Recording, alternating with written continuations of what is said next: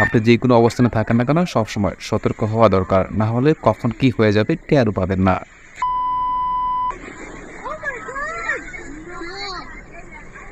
বলুন তো এই মাংসের ভিতরটা লাফাচ্ছে কেন? কারণ এই মাংসটি একদম ফুল ফ্রেশ হওয়ার কারণে তার ভিতরের অংশটিকে এরকম দেখাচ্ছে।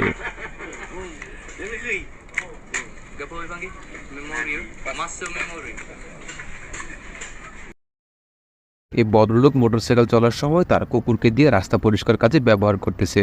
সত্যি বলতে একটু কুকুরকে দিয়ে এভাবে রাস্তা পরিষ্কার করা উচিত হয়নি, কারণ এটা কুকুরের জন্য অস্বস্তিকর হতে পারে। এই শিকলটি ব্যবহার করে অতি সহজে ঝোপঝাড় পরিষ্কার করা হচ্ছে।